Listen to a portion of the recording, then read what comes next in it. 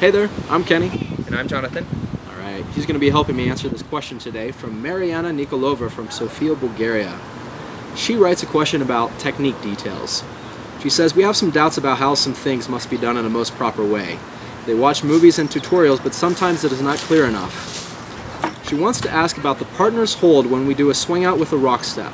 We know that the frame must not be changed. In other words, the hands must stay during the rock step in a calm and framed position, but is there any hidden push or pull of the follower hand, or the follower's hand?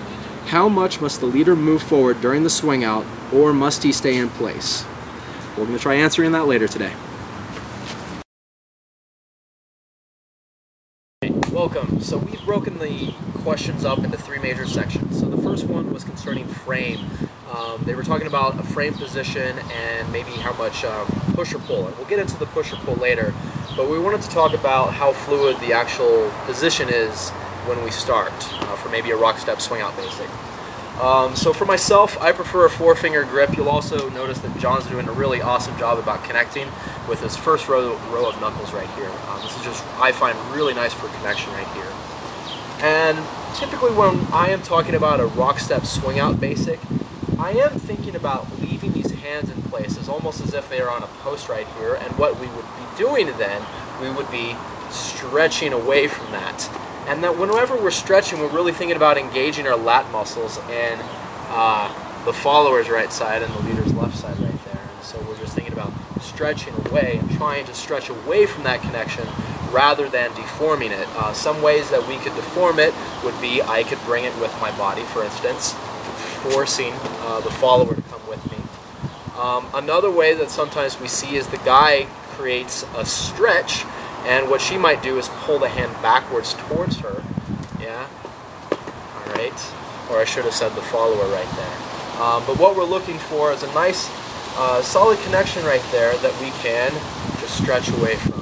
Alright? And this is just a nice little exercise of just rock step basics. So just enjoying that, and hopefully if we were to freeze on the one, hopefully we feel like a peak of a stretch that we really feel that our lat is engaged right there. Alright? So the second part of this answer is we want to talk about frame, talking about flexible frame, something that can be more of a solid and also something that can move from a solid into something more of a liquid, I would say. Because we see a lot of dancers, and immediately as soon as we say frame, somebody thinks rigid. Some people go muscles, all right? Other people think I must make this shape. There's not a lot of tension in it, but there's rigidity in it, yeah? There's rigidity here. Sometimes we see a lot of W's in the dancing, but we want to have this nice relaxed frame, this flexible frame right here. And basically what this means is like we're using our fingers to connect. And my arm is connected. Like I can feel John's weight in the hand, and I can have the sense that I am connected to him. And hopefully, likewise, he has a sense that he is connected to me right here. When we're standing this close, it's hard to start off a dance, and we'll get into this more in a little bit. But generally what we like to do is like back away just a little bit. Now we have a little bit more of this center connection. I have an idea that I'm dancing with him. I'm dancing with the center right there, and I feel like I can get various reactions. I can even get immediate reactions of maybe of a pulling motion if we wanted to go straight into a sugar push, for instance. And so that's what we're thinking about. We're thinking about this nice shape that can stretch, and as we complete, it can go into something that's a little bit closer. It's a little bit looser right here, but we're a little bit more solid on the 3-4 position right here because I'm catching him with my body weight. He is committing to that movement right there. I am committing to my movement in this direction. So we're definitely thinking more of a flexible frame. Alright, so the next thing that we wanted to address was the hidden push-pull of the follower's hand when they're dancing with their feet. Awesome. So dealing with that rock step swing out right there. So the first thing is we're going to trust that our follower is responsive. So we talked about a little bit about that center connection, and so we have a follower that, you know, as we start off and as we move our arms of our body, we're engaged. We're connected into our center. So that means as soon as I connect to my partner right here, they should have an immediate connection into my center. So therefore, as a follower, I'm going to be a little bit more active. I'm going to be definitely, hopefully active as a leader here.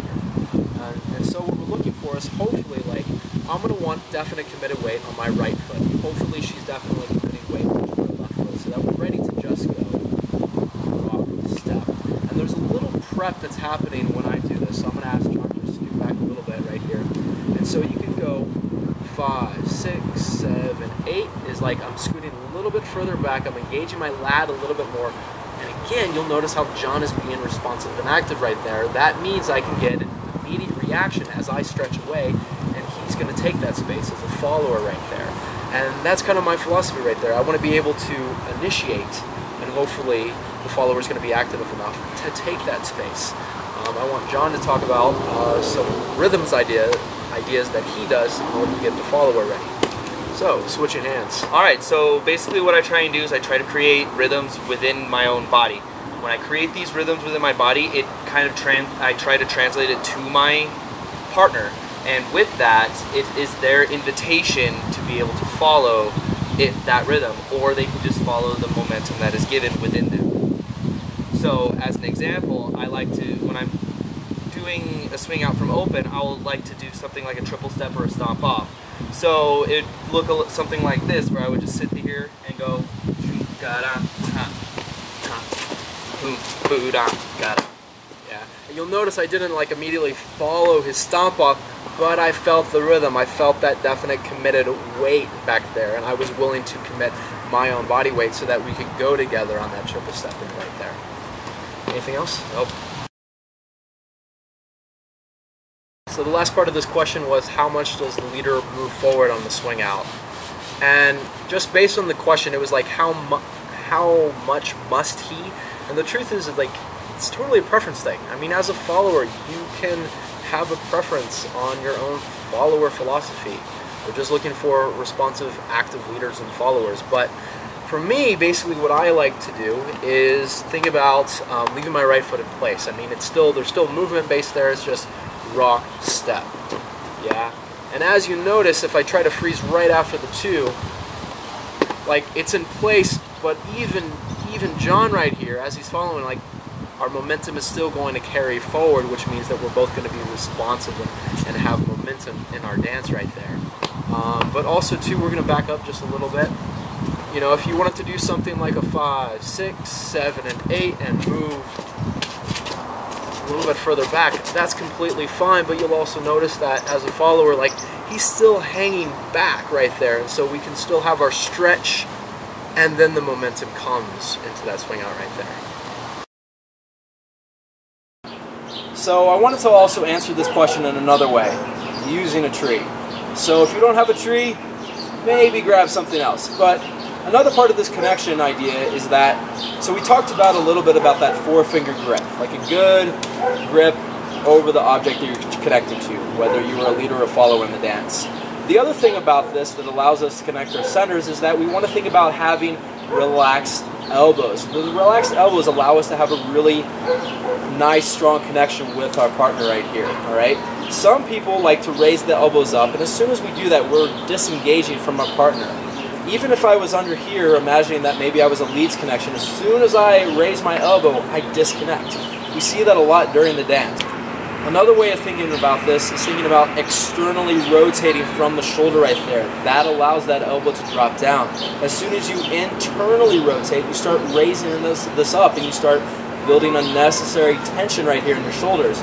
If you're able to externally rotate, dropping that down, you're actually able to engage your lats a little bit more. So just think about that grip. Have fun.